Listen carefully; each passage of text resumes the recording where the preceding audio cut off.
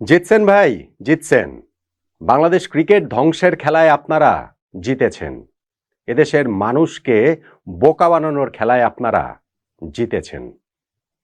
টি-20 বিশ্বকাপে বাংলাদেশ খেলছে না, সিদ্ধান্ত হয়ে গেছে।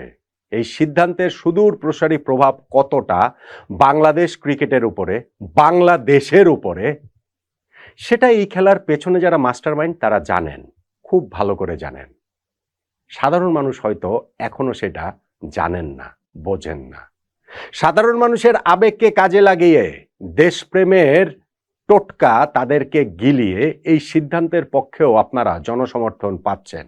বাংলাদেশ মাথা উঁচু রেখেছে, টি-20 বিশ্বকাপ আমরা খেলিনি, অতএব এটা বাংলাদেশেরই জয়, এমনটা গেলাচ্ছেন তো, হাততালিও পাচ্ছেন, সমকালের নায়কও হয়েছেন। কিন্তু ইতিহাস বড্ড নির্মম।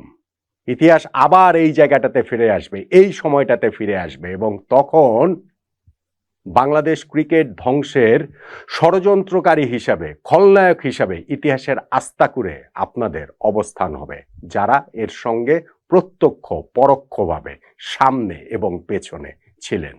মানুষের বুঝে উঠতে একটু সময় লাগবে, শুধু ওই সময়টুকুনি অপেক্ষা। কিন্তু ভাই আপনারা জিতছেন, জিতছেন ভাই, জিতছেন। এই সময়টাতে তো অন্ততপক্ষে প্রথম রাউন্ডটাতে জিতে গেলেন। বাংলাদেশ টি-20 বিশ্বকাপে যে খেলছে না, এর প্রভাব কতটা, এইটা শুধুমাত্র টাকা পয়সা দিয়ে পরিমাপ করা যাবে না। টি-20 বিশ্বকাপে আমাদের যে পার্টিসিপেশন ফি, সেইটা দিয়ে পরিমাপ করা যাবে না। এর অনেক অনেক অনেক রকম প্রভাব রয়েছে।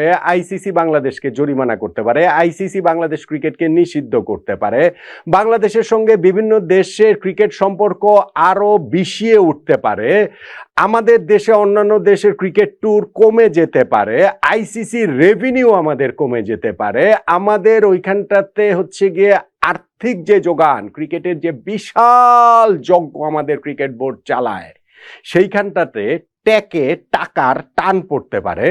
আমাদের এই যে ডিভিশন ক্রিকেট, বয়সভিত্তিক ক্রিকেট, সারা দেশের জেলা ক্রিকেট, আরো অনেক রকম ক্রিকেটীয় কার্যক্রম, শুধুমাত্র তো ন্যাশনাল টিম না, সেই সব জায়গাটাতে অর্থাভাব দেখা দিতে পারে। ফলে ওভারঅল বাংলাদেশ ক্রিকেটটাই মুখ থুবড়ে যেতে পারে আইসিসির সঙ্গে বাংলাদেশের এই চূড়ান্ত রকম বিরোধপূর্ণ অবস্থায় গিয়ে, যখন আমরা টি-20 বিশ্বকাপটা খেললাম না তার প্রভাবে। কিন্তু ভাই আপনারা জিতছেন, কারণ আপনারা এটাই চেয়েছেন। আপনারা এই ক্রিকেটটাকেই ধ্বংস করে দিতে চেয়েছেন, এবং সেইটা শুধুমাত্র এই মুস্তাফিজুর রহমানের ইস্যুকে কেন্দ্র করে বাংলাদেশ টি-20 বিশ্বকাপে খেলতে যাবে কি যাবে না এখান থেকে শুরু হয়নি। এটা শুরু হয়েছে অনেক আগে থেকে। অনেক আগে থেকেই ফেসবুকে লেখালেখি হয় না, আপনারা দেখেন না যে বাংলাদেশ ক্রিকেট ধ্বংস হয়ে যাক, আমরা বাংলাদেশের ক্রিকেট দেখি না, বাংলাদেশের ক্রিকেট এখন আর ভাল লাগে না, মাঠে আমরা আর যাই না।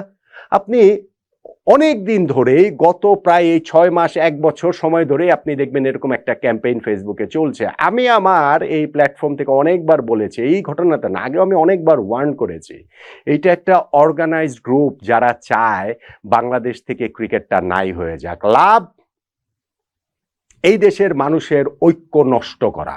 এই দেশের মানুষ একটা জায়গায় ঐক্যবদ্ধ, সেটা হচ্ছে গিয়ে ক্রিকেট। এইখানটাতে কোনো রাজনৈতিক বিভাজন নেই, এইখানটাতে কোনো সামাজিক অর্থনৈতিক বিভাজন নাই, এইখানটাতে কোনো রকম সাম্প্রদায়িক বিভাজন নাই। ফলে ক্রিকেট নামক এই বৃহত্তর বটবৃক্ষের ছায়াতলে পুরো বাংলাদেশ একটা একতার গান গায়, এবং সেইখানটাতে আমরা আমাদের নায়ক খুঁজে নিতে পারি। আমাদের এইখানে একজন সাকিব, একজন মাশরাফি, একজন তামিম, একজন মুশফিক, একজন মাহমুদুল্লাহ রিয়াদরা আমাদের সামনে আদর্শ হিসাবে থাকেন। কিন্তু আপনি দেখেননি যে এই ক্যাম্পেইনটা খুব প্রবলভাবে চলছে, যে ক্রিকেটাররা টাকার জন্য খেলেন, তাদের মধ্যে দেশপ্রেম নেই। এবং এই যে জিনিসটা, পুরো জিনিসটা অনেক দিন ধরে চলছে।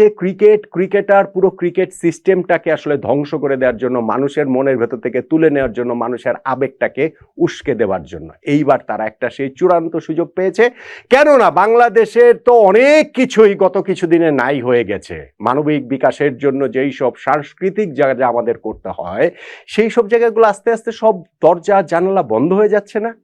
ছিল এক ক্রিকেট, সেই ক্রিকেটটাকে যদি তারা ধ্বংস করে দিতে পারে, তাহলে তারা তাদের মতো করে যে দেশ গড়তে চায় সে দেশ গড়তে পারবে।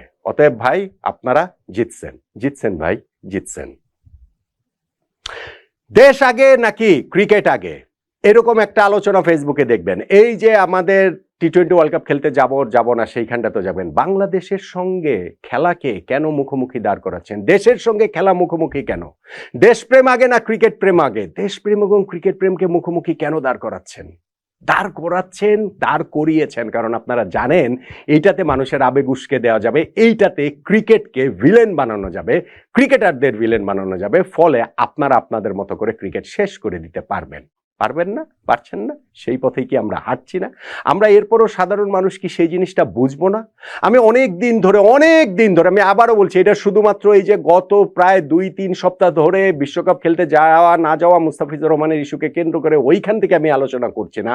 আমার পুরনো ভিডিওতে আপনারা দেখবেন, লাইভে আপনারা দেখবেন আমি এটা নিয়ে অনেক আলোচনা করেছি। ওই যে একটা সময় ফুটবল এবং ক্রিকেটকে মুখোমুখি দাঁড় করিয়ে দেওয়া হয়েছিল, কেন? ফুটবল আর ক্রিকেট মুখোমুখি কেন? হামজা বড় না সাকিব আল হাসান বড়, কেন তাদের মুখোমুখি দাঁড় করিয়ে দেওয়া হবে কেন?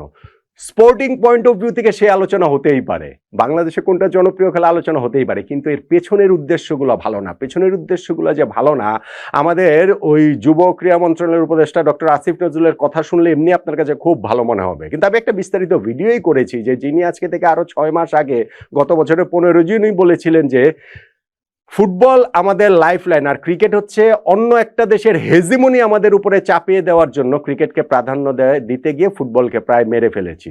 তো যারা মনে করেন এই প্ল্যানিং এর সঙ্গে যারা আছেন, যারা মনে করেন যে ক্রিকেটের এই অন্য একটা দেশ মানে ভারতের হেজিমনি আমাদের উপরে চাপিয়ে দিয়েছে ক্রিকেটের মাধ্যমে, ক্রিকেটটাকে তো তারা ধ্বংস করতে চাইবেনি এবং আলটিমেটলি যে মানুষের একতাকে তো তারা আসলে নষ্ট করতে চাইবেনি। এই যে আমাদের বোর্ড পরিচালক বলেন তামিম ইকবাল ভারতের দালাল, এবং তিনি বাংলাদেশের সকল ক্রিকেটার তাদের ওই টাকা পয়সা, তারা থেকে টাকা পয়সা ফেরত নেওয়া হবে কিনা এই যে